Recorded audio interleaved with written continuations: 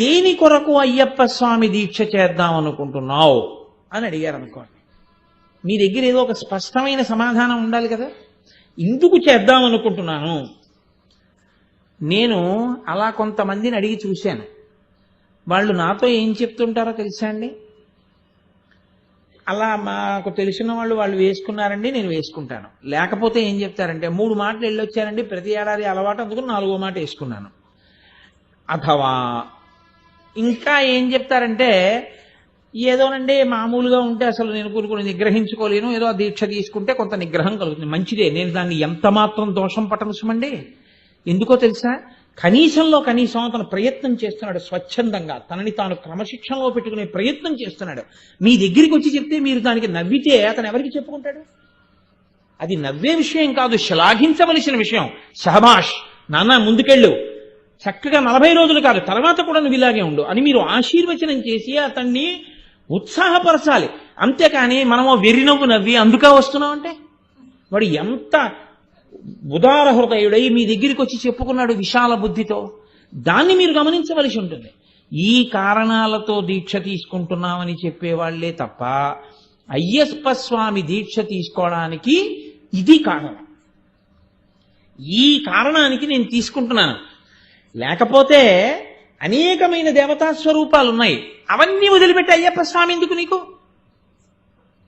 అని నేను అడిగాను అనుకోండి, స్పష్టమైన సమాధానం చెప్పు నాకు. అయ్యప్ప స్వామే కావాలి అని నీ మనసు ఎందుకు అనురక్తిని పొందుతోంది, ఎందుకు దీక్ష చేస్తున్నావు అని నేను అడిగాను అనుకోండి. ఏం ఒకసారి చేస్తే నువ్వు అందుకోలేకపోయావా ప్రయోజనాన్ని?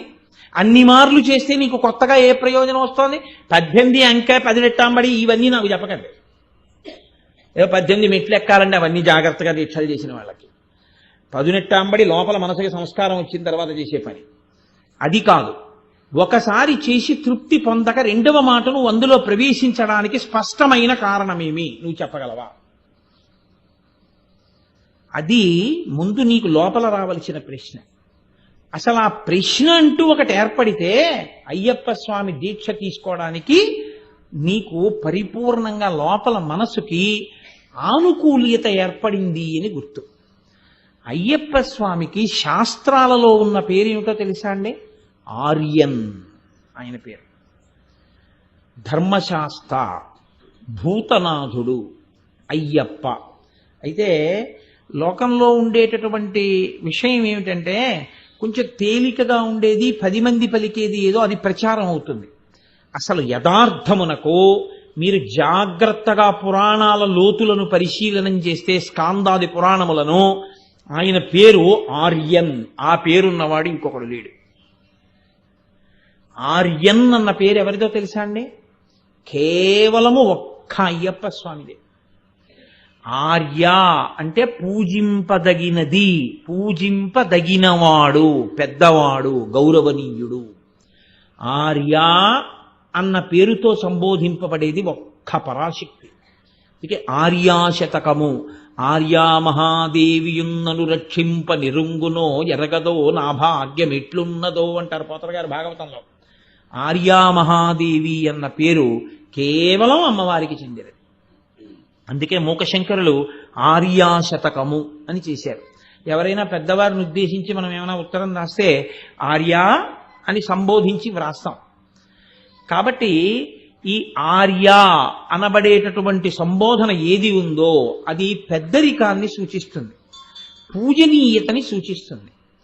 కాబట్టి ఈ పూజనీయతను పెద్దరికాన్ని సూచించేటటువంటి ఆర్య శబ్దం అయ్యప్ప స్వామి యందు ప్రయోగించారు.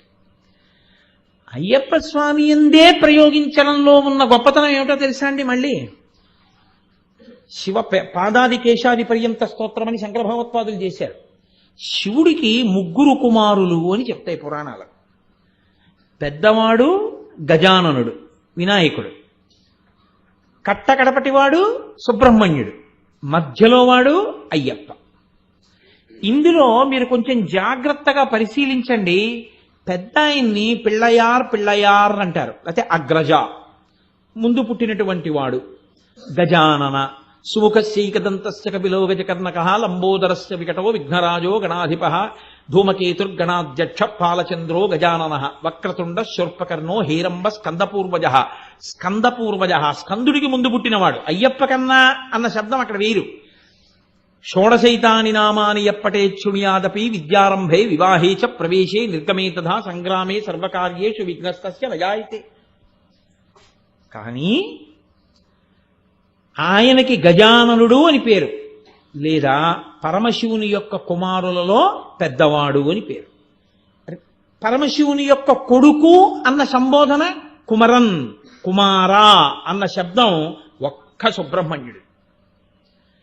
ఈ ఇద్దరికీ లేనిది శివుడి యొక్క కుమారులలో ఆర్యన్ ఒక్క అయ్యప్ప స్వామికి. ఆర్యన్ అంటే పూజింపదగినవాడు. ఎందుకని ఆయన పూజింపదగినవాడయ్యాడో తెలుసా అండి? స్కాందం చాలా ఆశ్చర్యకరమైన విషయాన్ని చెప్తుంది. శబరిమలై, మలై అంటే పర్వతం. పర్వతం అంటే పర్వతం అంతా అయ్యప్ప స్వామి గుడి కాదు, పర్వతం చాలా పెద్దది. శబరిమలై, శబరి గిరి మీద అయ్యప్ప స్వామి వారి యొక్క గుడి ఉండేటటువంటి ప్రత్యేకమైన ఆ ప్రదేశాన్ని ఆర్యకావు అని పిలుస్తారు. ఆర్యకావు పురాణాంతర్గతంగా ఆర్యకావు అంటే పెద్దలున్న స్థలము, పూజనీయమైన స్థలము. ఇప్పుడు ఒక పీఠాధిపతులు లోపల ఉన్నారు అని నేను అన్నాను అనుకోండి. ఇప్పుడు పీఠాధిపతుల దగ్గరికి వెళ్ళాలి, మీరు ఏం చేయాలి? ఎలా పడితే అలా వెళ్ళడానికి వీల్లేదు. మీరు వెంటనే మీరు పెట్టుకు రాకపోతే పెట్టుకోమని బయట విభూతి బొట్టు పెడతారు. మీరు విభూతి పెట్టుకుని బొట్టు పెట్టుకుని చొక్కా విప్పేసి బనీని విప్పేసి ప్యాంటు మీద తువ్వాలు వేసుకెళ్ళడం దారుణం. న్యాయానికి పంచ కట్టుకుని ఉత్తరీయం తీసి నడువుకి కట్టుకుని పీఠాధిపతి దర్శనానికి వెళ్ళాలి. నేను చెప్పేది శంకరాచార్యుల వారి చేత ప్రతిష్ఠింపబడిన పీఠాలు, పెద్ద పెద్ద పీఠాల గురించి నేను మాట్లాడుతున్నాను. శృంగేరి, పూరి, కామకోటి ఇలాంటివి. అటువంటి మహాపురుషులైనటువంటి పీఠాధిపతుల దర్శనానికి వెడితే అలా పెడతారు. అంతేగాని చొక్కాలతోటి బనీలతోటి లోపలికి వెళ్ళరు, రానివ్వరు కూడా. పెద్దలున్నారు, దర్శనమునకు ఒక నియమ నిబంధనలు ఉంటాయి, అలాగే వెళ్ళవలసి ఉంటుంది. ఇంకొకలా వెళ్ళడం కుదరదు. పెద్దలున్నారు, ఆర్యన్నున్నారు, ఆ దర్శనానికి మీరు ఇక్కడ చాలా నియమాలు మొదలు పెడితేనే ఆ పైకెక్కి దర్శనం చేయవలసి ఉంటుంది. అంత పెద్ద ఆయన దర్శనం మీరు చెయ్యాలి. అత్యంత చిన్నపిల్లవాడిగా వచ్చి అంత్యంత పెద్ద ఆయనగా కూర్చున్నవాడు అయ్యప్ప స్వామి.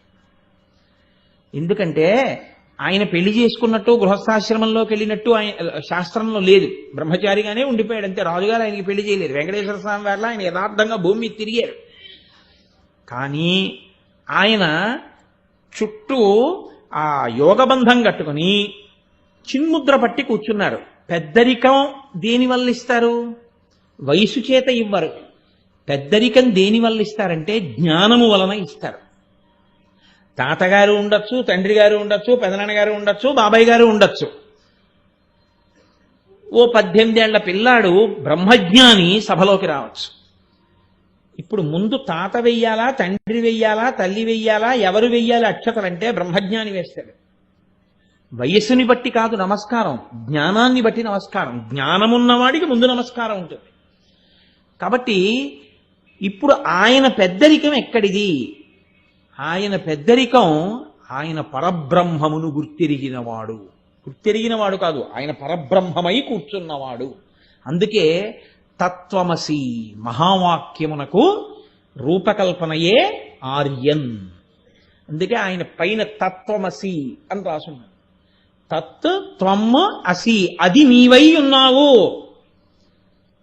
నేను దీక్ష పట్టొచ్చాననుకుంటున్న నువ్వు నా దర్శనానికి వచ్చానని నువ్వు అంటున్నావే, ఈ నేను రెండు కాదు ఒక్కటే. ఇది తత్వమసి. ఈ స్థాయికి నువ్వు ఎదిగి వచ్చేస్తే, ఆ స్థితికి వెళ్ళిపోతే పూర్ణాహుతి తీసుకెళ్లి కొబ్బరికాయ అగ్నిహోత్రంలో పారేస్తున్నావు. కాబట్టి నువ్వే అయ్యప్పవయ్యావు, నువ్వే పరబ్రహ్మమయ్యావు. ఈ స్థాయి వరకు తీసుకెళ్లగలరు ఆయన. కాబట్టి ఆయన ఆర్యన్, పెద్ద ఆయన కూర్చున్నటువంటి స్థానం అది. వయస్సు చేత కాదు, ఆయన యొక్క పరబ్రహ్మశక్తి చేత. అటువంటి మహానుభావుడు